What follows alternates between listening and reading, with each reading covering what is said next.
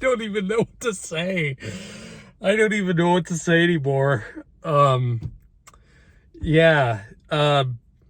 If you watched my review for F9, my review for F9, I think, was like one of the first like of these like more extended. It was probably my first actual review exclusively on YouTube. That was my first like longer than a minute movie review, and that review was less about criticizing a movie and more of recounting the experience that the movie bestowed upon me. That's kind of what I believe. That's kind of what these movies do to me now. Is these aren't movies. These really aren't movies anymore. If you're a film nerd, you know this. Remember when Martin Scorsese, back when I think it was 2019, where he said those comments about comic book movies, mainly Marvel movies, being theme park movies and not actual cinema, and that we should be worried about that genre possibly changing the world of cinema for the worse. I think he was looking at the wrong franchise because Fast and Furious is the actual theme park movie. These are the actual theme park movies that I think we should be worried about.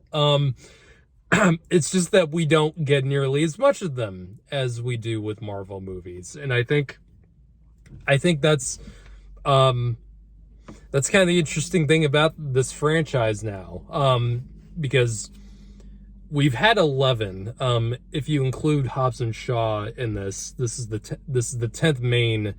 10th main Fast and Furious movie, and it's just kind of we get one of these movies every 2 years or something like that. So we have more time to breathe with these movies when compared to the Marvel movies or like DC movies. That's the thing about it. I really and I didn't even give F9 a grade when I reviewed that. I'm not going to do that here. That's probably going to be a thing for the next. There's going to be at least 2 more of these movies, as far as I know. Yes, I really don't think. I think the Fast and Furious movies are going to be the only movies where I don't actually give a number grade. I'm just going to be recounting my overall experience with it. Whether that be good or bad is up to you. I can't tell you whether I think these movies are good or bad anymore because they're theme park movies. I really don't know. Like when I ride a roller coaster, I'm not thinking of a number grade in my head while the roller coaster is going on. I'm just along for the ride now, and it's the same thing with these Fast and Furious movies now. It's just these movies are fucking crazy. These movies are just fucking nuts. It's just nonstop nonsense the entire time. This is easily this is the most fast-paced of these movies, in my opinion. Like, I really think that. Like, with the other movies, yeah, they were very quickly paced, but usually there was a moment to really breathe with some of them. Like, they usually would take their time a little bit, to allow the audience to catch their breath. This one is just doesn't fucking stop. It's just constant. And I've had a kind of rough week in terms of mental health, and I feel like I'm sorry that this review is late also. I was in Illinois shooting a short film over the weekend, so I did not get a chance to go see this movie on the Thursday or throughout the weekend. I was just very busy. My schedule is just filling up constantly, and it's kind of hard to find time to do certain things anymore. But that's part of adult life, and I'm about to be 24 years old, so I'm very much used to it now. So, but yeah. This review is later than than I wanted it to be. I was gonna see this opening night, but had other plans with other friends, and had some family stuff in there. So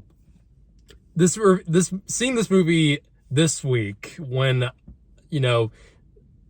kind of feeling at the moment, I think it was a good choice, because this movie the good thing about this is that it completely allowed me to just lose myself in utter bullshit nonsense for 2.5 hours. This movie is about 2 hours and 21 minutes. I don't know if it's the longest one. 2 hours, between 2 hours and 2.5 hours, I think is like the median range for all these movies now.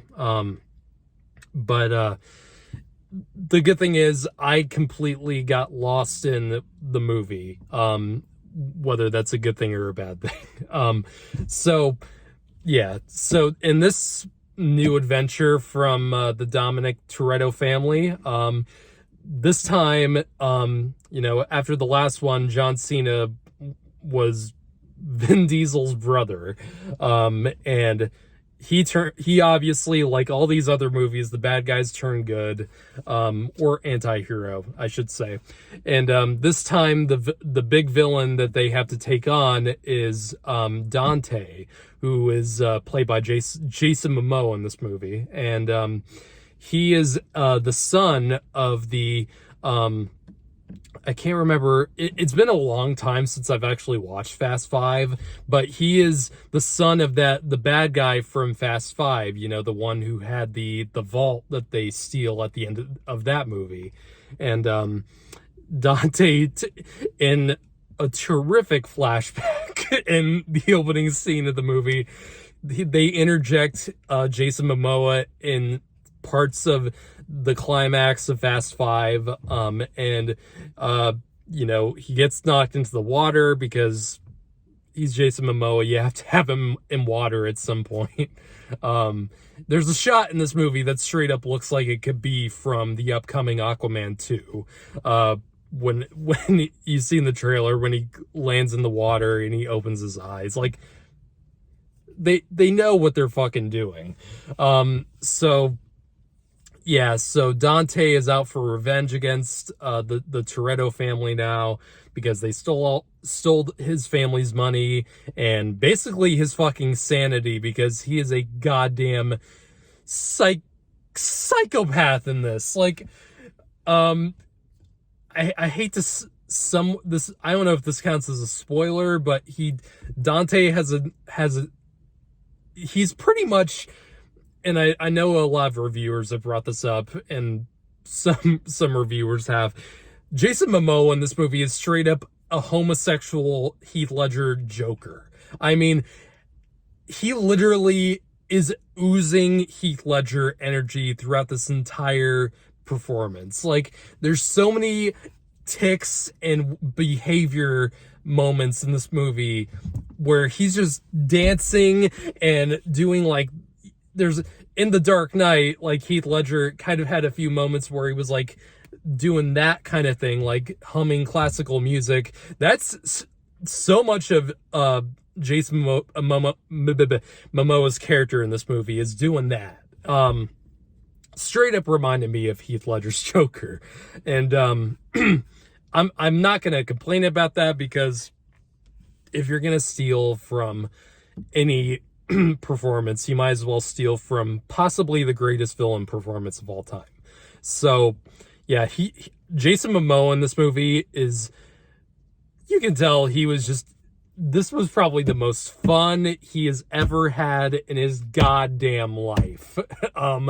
He is just having an absolute ball and does not give a fuck.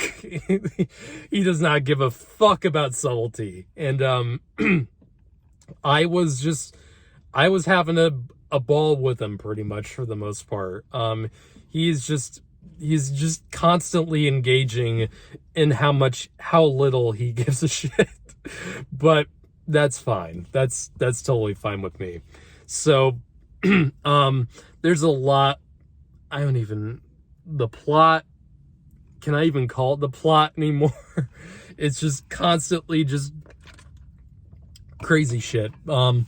There's a part where it basically turns into the boulder scene from Raiders of the Lost Ark with this bomb that comes up from this truck that looks like a boulder-sized version of the Death Star. Like, did anyone notice that bomb that they're trying to stop from blowing up the Vatican in this movie, that looks like the Death Star?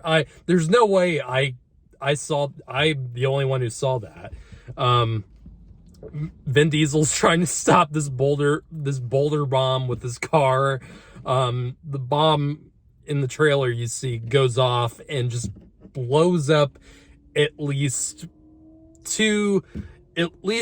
a third of Rome in this movie. Like, Rome is fucked by the end of the sequence.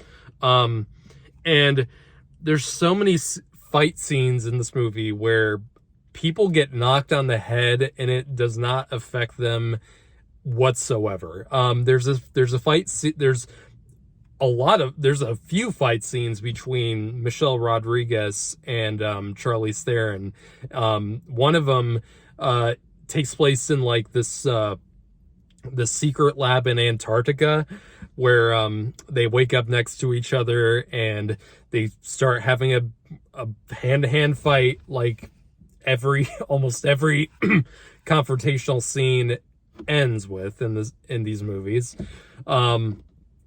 Michelle Rodriguez gets her head knocked into like this metal elevator door like at least 2 times and just keeps fighting without any consequences. And there's also probably the craziest thing that most people saw in the trailer, where Dom is driving down a dam in the car with his son, straight down this dam without any like protection at all, as these 2 diesel trucks run into each other. The dam is pretty much fucked, and he's just driving straight down this wall, and of course he's fine. Yeah,